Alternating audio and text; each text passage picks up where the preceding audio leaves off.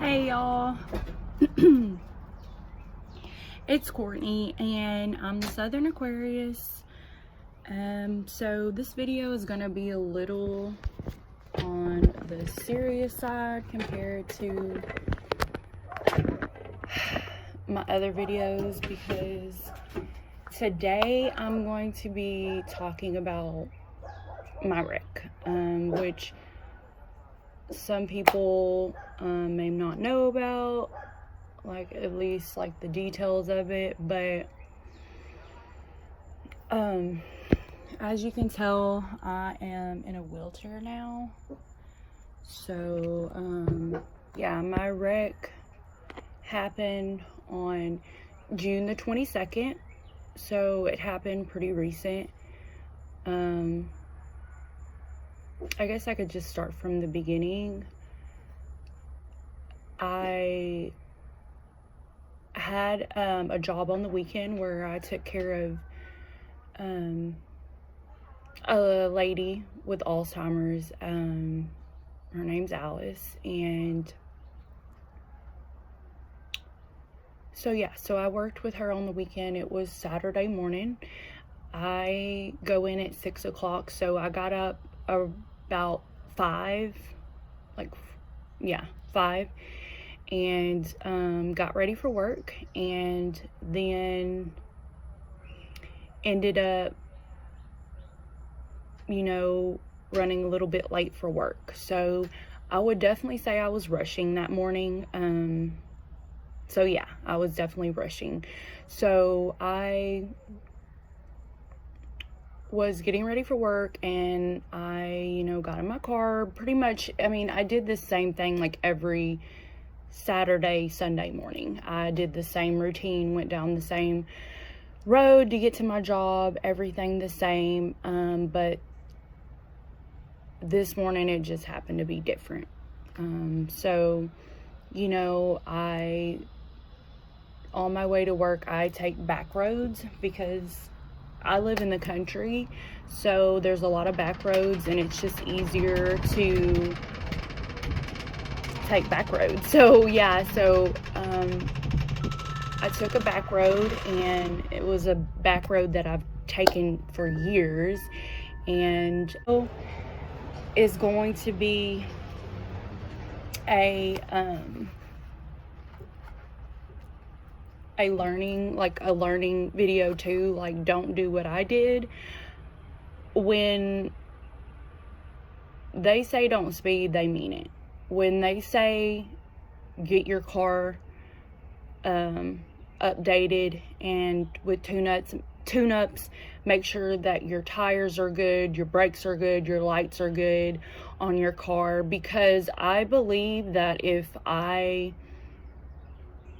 number one, I feel like this was like meant to happen no matter what. I don't think that there's really anything that I could have done to prevent it, or to make it not happen or whatever. But however, when you're in this type of situation, you do think to, like, what could I have done differently? And I think like a few things I could have done differently is that, like, my car was older. It was completely paid off. Like, I knew that it needed to be checked. I knew that it needed new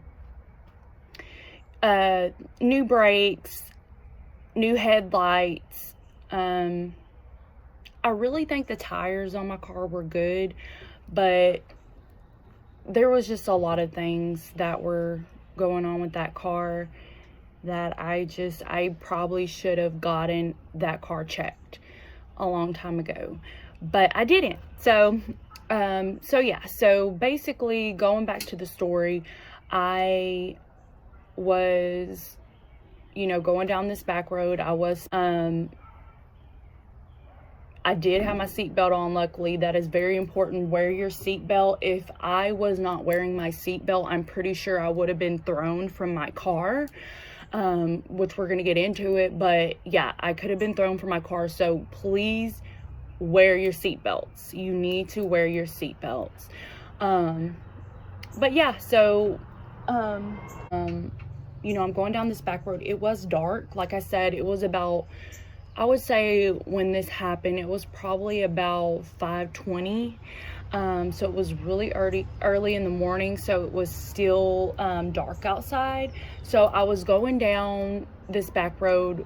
Like I said, I was speeding, but I wasn't going super fast, because like the speed limit is already low, but I was just going over the actual speed limit.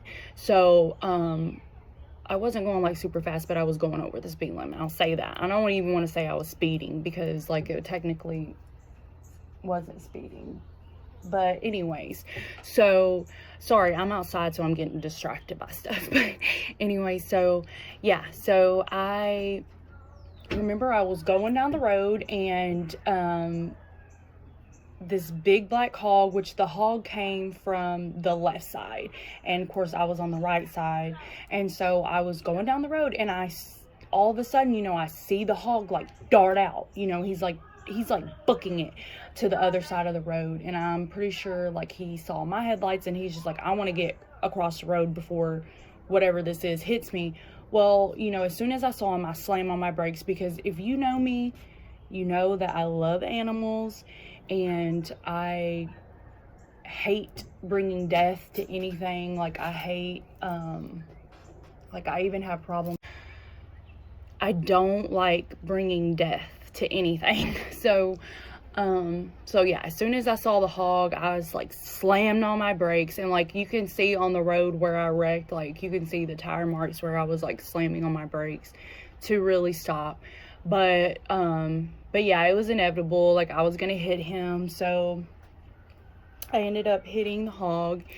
And as soon as I hit it's like when I hit the hog, like we like connected. Like I feel like I'm pretty sure like I saw the hog come into my car, like the front end of my car. So like pretty much when the hog hit me, like it pretty much took out like my whole like front end. So like on my side of it, like it pretty much like basically made it to where like I didn't have control of my car once that hog hit me. Like I remember when the hog hit me, I went on the side of the road, and then I remember trying to attempt to get back over, but yeah, I had no control of my car. So basically I lost control of my car, and it was literally like the scariest thing that I've ever experienced in my life. When you want to talk about traumatizing, when you lose control of your car, that's traumatizing. Because like you just, like you know it. You know the moment that you don't have control of your vehicle, and you're just like, I remember like the only thing I could do was scream, no, no, no, no. Like that's what I started screaming, was no, no, no, because I realized like it just pops in your head like you're just down for the ride now. Like you just sit back and enjoy the ride at this point, because you have no control, and you're just screwed pretty much. So yeah, so when I realized like I didn't have control, I just started screaming like no, no, no. Like I just started screaming no, and it was just, it happened so fast, but it was so slow. Like basically like where I hit the hog, my car, like I went over to the side of the street, and then I attempted to get back on the road, but I didn't have control of my car. So my car basically just flipped like several times, like flipped several times backwards, and hit 3 trees. One of the trees it knocked down, which it was a small tree, but still, come on now. Basically ended up impacting into a tree, and like the front end of my car was just wrapped around the tree. And so this basically left me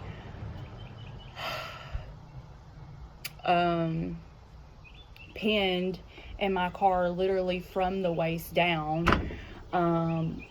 Basically my lower half, which I don't even know how any of this happened, but my lower half was, like, I was like, okay, like, here's the car. Like, I was like laying vertically, no, not yeah, horizontally, um, from, like, my lower half was in my, like, my passenger side, and then my top half was like laying in my driver's side, but like my driver's side seat and everything was gone.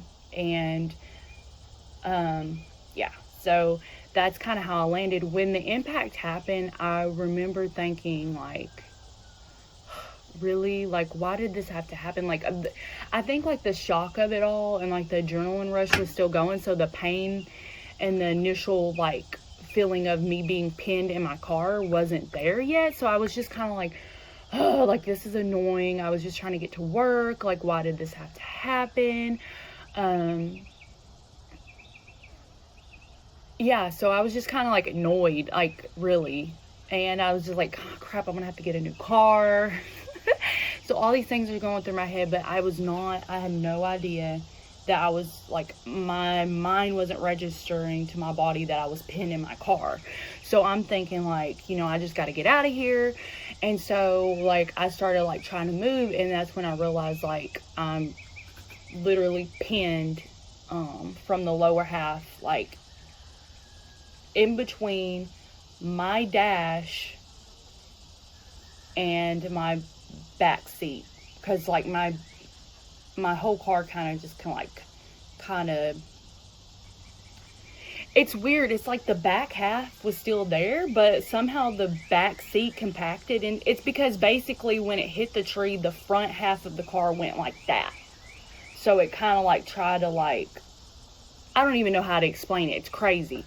But yeah, so basically my whole seat was gone. The only reason why I was still really stuck in the car is because, number one, my lower half was pinned to the car, and my top half, the reason why, you know, I wasn't, like, banging and hitting my head on everything when the car was flipping, because I technically was hanging out of the car, is because I had my seatbelt on, so I was still compressed to like the back side of my seat. So, like, the back side of my seat was still there, but, like, the actual part that I was sitting in wasn't. And I had, my lower half of my body had shifted over to the passenger seat. So if that makes any sense, I was just kind of like this with my body, lower half body laying like that. And so, and then, like, my front half to my back seat had just compacted onto my legs and my lower half of my body. So like, I started, like, screaming, like, help me, like, somebody help me, you know, like a freaking damsel in distress that I never wanted to be. Yeah, and so I started screaming for help. Of course, you know, it just seemed kind of like it was like a short period where people started, like, showing up and, you know, asking me all tons of questions. So basically, like, I realized, like, I looked down, I realized, like, my steering wheel was in my leg, which was nice. And so, yeah, so everybody started coming up and asking me questions, you know, and all this. And I was trying, like, in with all the pain, because all the pain started coming. You know, the adrenaline rush had worn off and the pain was in full-fledged. So, yeah, everybody started, you know, asking me, you know, what's my name? Where do I live? How did it happen? There was one guy that came up that was trying to convince me that I had hit a deer and not a hog. And because they asked me, you know, what happened? I'm like, I hit a hog and I lost control of my car.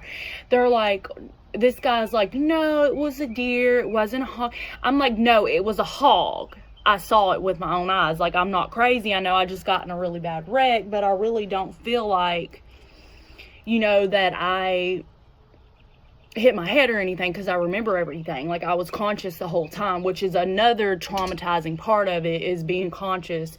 Because a lot of people that are in these types of wrecks, like, they get knocked out, or, you know, they don't make it through. So, I mean, they either don't live past the trauma or they don't remember the trauma.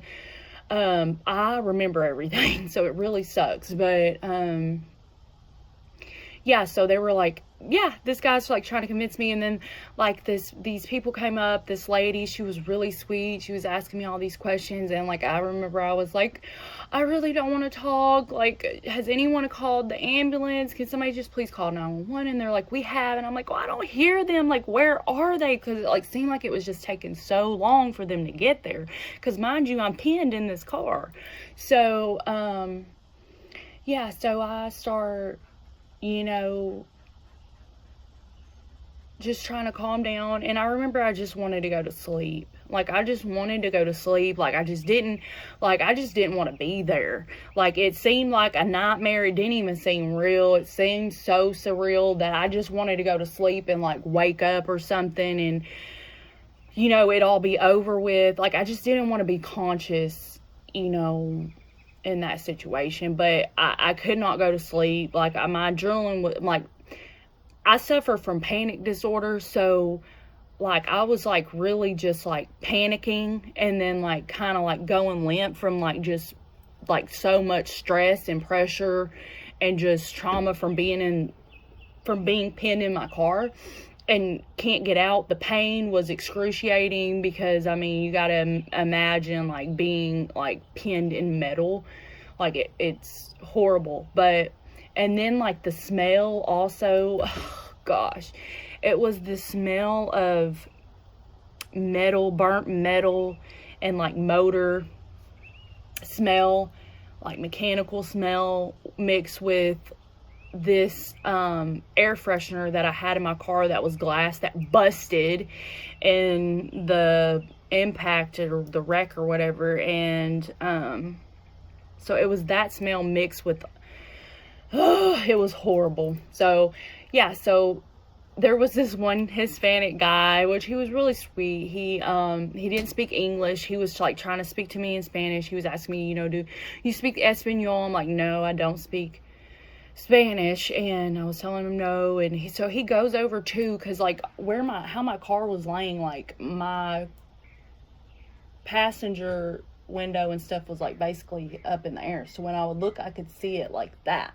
So, he came over to that, like looking down at me, and he was like trying to like pry the door open, like trying to get me open, which would have like maybe like affected like my legs and things. So I'm like, no, no, no, no, no, no, no, no. And, like pointing to my legs, and like as soon as he saw like my legs were pinned, he was like, oh my gosh, like this is serious. And like, yeah, so basically like everybody was coming. Like there was this one guy that came up with his phone and he got my address. He said he was gonna, you know, go find my family. I don't think he ever did. I might have gave him my address wrong. You know, I don't really remember. Like I said, I was like having panic attacks and things like that when all this was going on.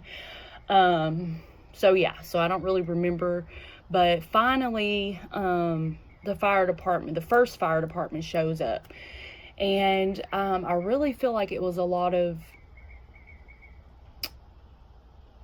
I want to say volunteer fire department, which I was so blessed to have. I don't even care.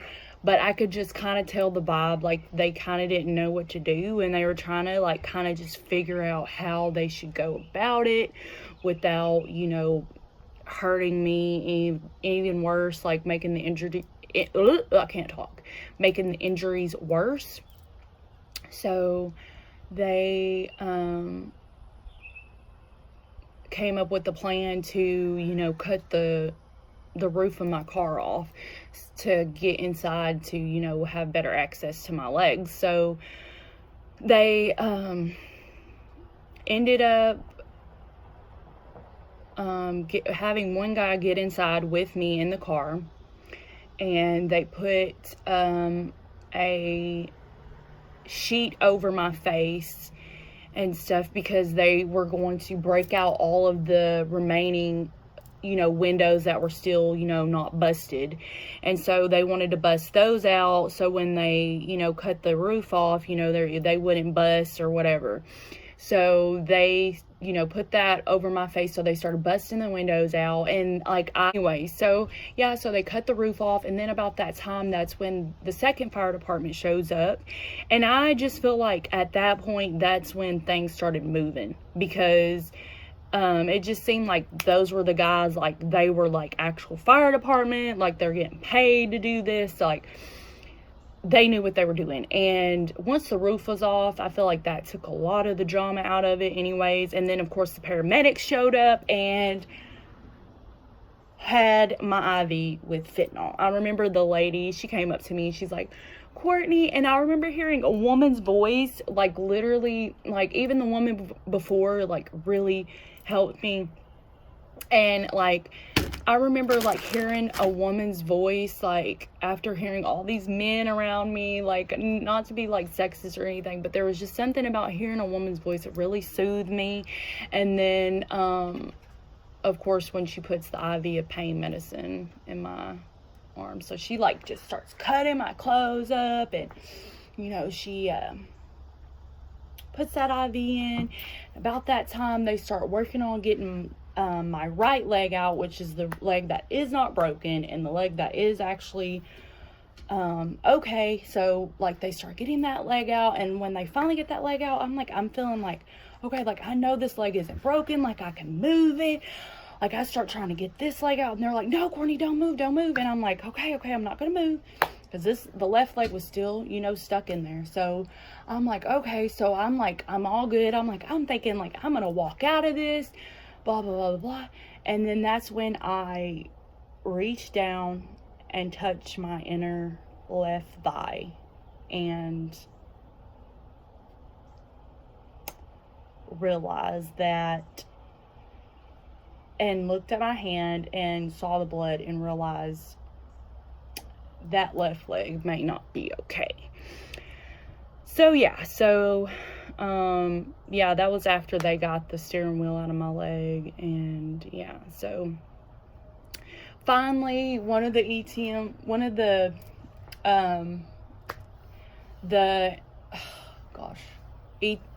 I cannot think of the name.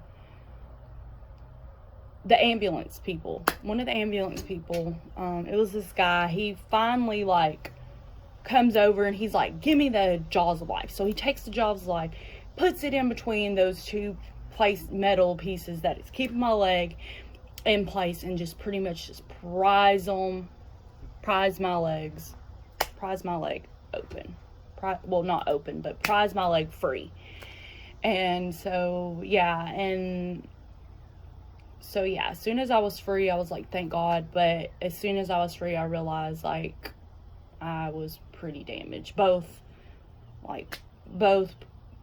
halves of my body didn't feel right. Yeah, and there was just, I will say, like, in the midst of all of that, it took about 2 hours. So I was pinned in my car for 2 hours. And while they got me out, I really think back how I did it, and a lot of people ask me how I did it, especially from suffering from panic disorder prior to this type of trauma. All I can say is there was someone there, one of the firefighters who actually was there, is a really good friend of one of my good friends. And so seeing a familiar face there really helped, and also seeing like the families that were volunteering that day, and like just seeing them there, that helped me. And then just everybody being there, like they were just like my cheerleaders there. Like everybody that was there helping, they were like, Courtney, we're gonna get you out. They were just inspiring me to get through that situation, which I really had no other choice but to get through the situation. I was stuck.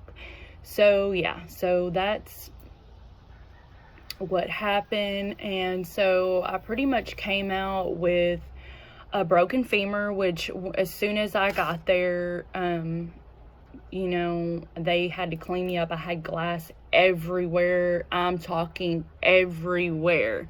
Like places you do not want glass. Yeah. And every little piece had to be picked out of my flesh by someone else, of course. So yeah. So that was not great. Of course, right after the wreck, I was, you know, rushed to a hospital, and I was, you know, given X-ray and then CT. They found that, you know, there was no trauma to my head or anything, which is a miracle, because literally I should not have made it through this wreck, number one. Number two, if I did make it through, I should not be able to ever walk again. And number three, if I was able to walk again, I should have gotten like at least a concussion or some kind of like something. But I didn't. I came out with a broken femur, and both sides of my pelvis were broke, which my pelvis is pretty much healed now. It's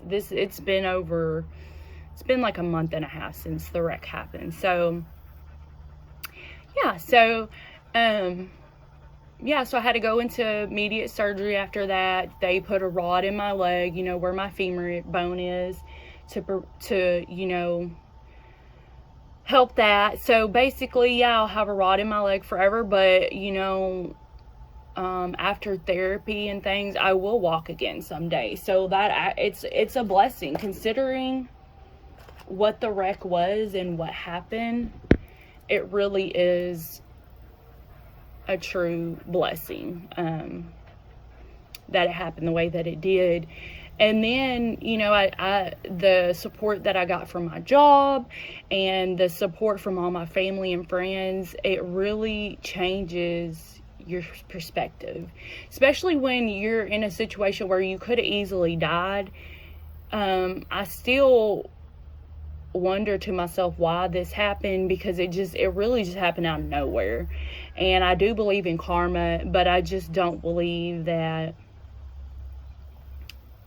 I did anything to deserve this. And I don't think anyone could do anything to deserve this.